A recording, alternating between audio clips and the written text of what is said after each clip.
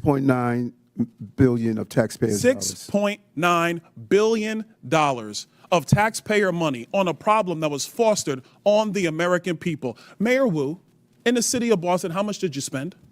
We don't ask about immigration status and delivering city You don't services, ask so about we how don't much have money that the city of Boston has spent on illegal immigration? We Are don't you out of your distinguish mind? between immigration status. Do you as manage part your of our budget city or not, policies. Mayor Wu? That is how we keep Mayor our city Wu, safe. do you manage we your have budget or the not? numbers to prove it. I manage my budget. I have a AAA bond rating dating back 10 years. So to the city of Boston, budget. just understand that your mayor does not care how much of your resources she has spent on people who are not citizens The city of Boston is is sick of having people outside Boston telling us what That exchange you just watched is exactly why congressional oversight exists and why Representative Byron Donalds is becoming one of the most effective voices on immigration policy in Washington.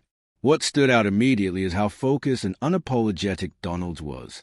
No theatrics, no slogans, just direct questions that expose how unprepared major U.S. cities are to account for the real cost of illegal immigration. This wasn't about rhetoric. This was about receipts. And here's the uncomfortable truth. Once immigration pressures reached cities like Denver, Chicago, New York, and Boston, suddenly the issue could no longer be ignored or waved away with political language. Representative Donalds forced that reality into the open.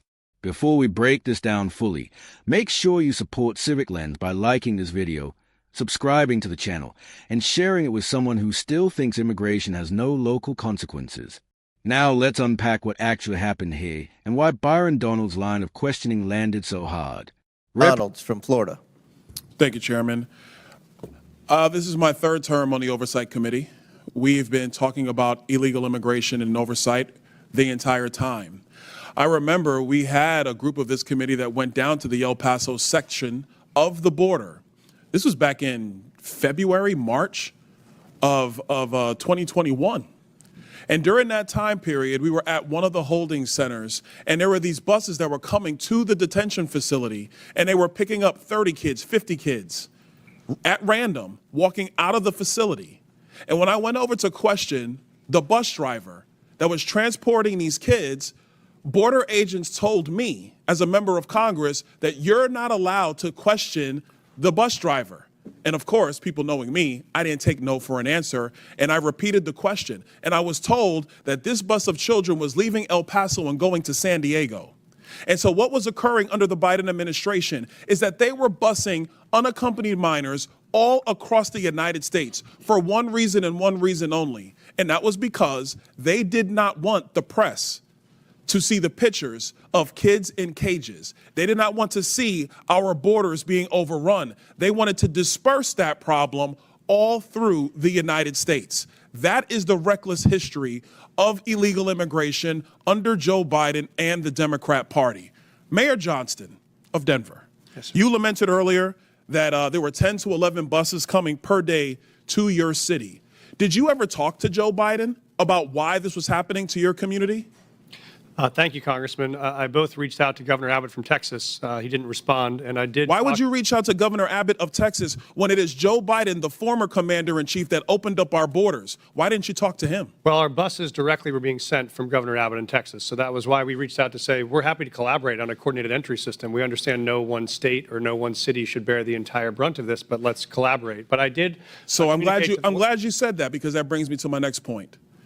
Governor Abbott and Governor DeSantis, when they started moving illegal aliens out of their states who were bearing the brunt of what Joe Biden and Kamala Harris were doing, and they've sent them to Denver, they sent them to Chicago, they sent them to New York, they sent them to Martha's Vineyard. The reason why they did that is because you four could hide behind the realities of illegal immigration on border towns all through our country and on cities and states who did not want to see illegal immigration, but did not have the political representation to go to the White House. And only when it showed up on your doorstep did you get upset. Mayor Johnston, coming back to you, how much did your city spend on illegal immigration? Do you have a round number?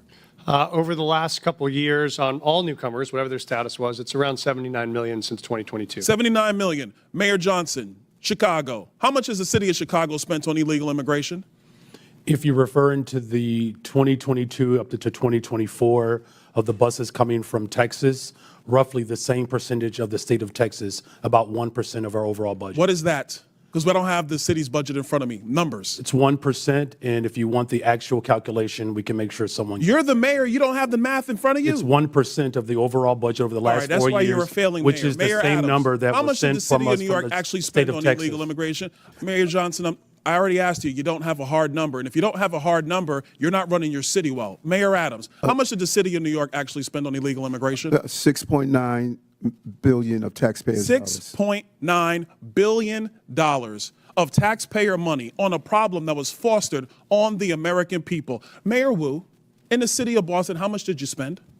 We don't ask about immigration status and delivering city You don't services, ask so we about how don't much have money that the city number. of Boston has spent on illegal immigration. We Are you don't out of your distinguish mind? between immigration status. Do you as manage part your of our budget city or not, policies. Mayor Wu? That is how we keep our Mayor city Wu, safe. do you manage we your have budget or the not? numbers to prove it.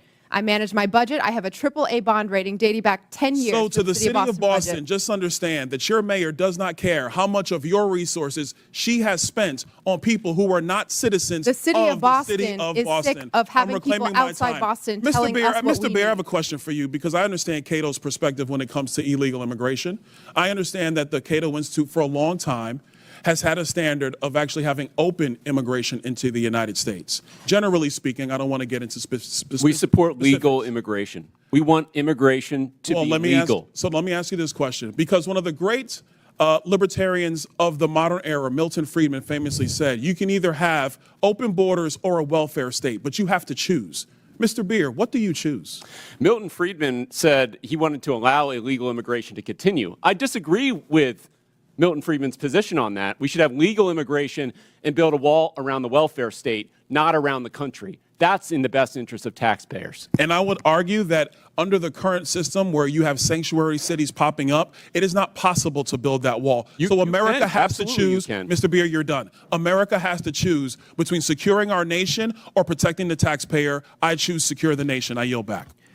Gentlemen, Representative Byron Donalds came into this hearing doing what too few members of Congress are willing to do: connect federal failure to local consequences. He began by reminding everyone that this crisis didn't start yesterday.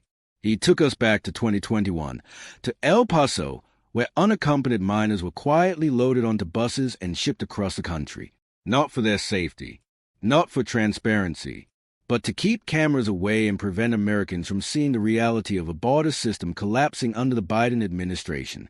That detail matters because it establishes intent. This wasn't chaos by accident. It was management by concealment. Then Donalds did something even more effective. He turned to the mayors. When Denver's mayor complained about receiving 10 to 11 buses per day, Donalds asked the obvious question that no one else wanted to ask. Why blame Texas when the policy decisions came from Washington? That moment was telling, because it exposed how local leaders are eager to criticize governors like Greg Abbott but reluctant to confront the administration that created the incentive structure in the first place. And Donalds didn't let the conversation drift.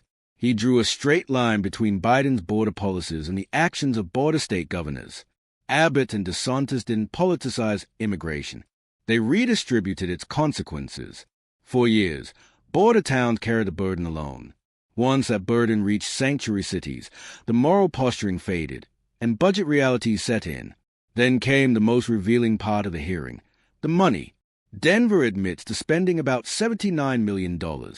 Chicago can't even provide a clear dollar figure. Boston refuses to separate costs at all. That's astonishing. And Donald was right to call it out. If you cannot quantify the spending, you are not managing the problem. You are reacting to it. New York's figure, though, was a real gut punch.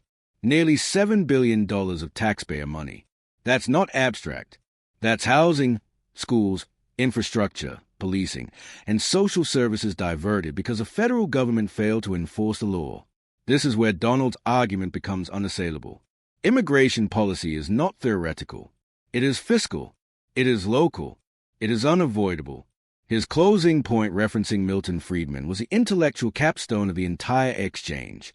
You cannot sustain open borders and a massive welfare state at the same time. Eventually, the costs surface. Sanctuary cities prove that point in real time. Donalds wasn't attacking immigrants. He was defending taxpayers. He wasn't moralizing. He was accounting. And that distinction is critical.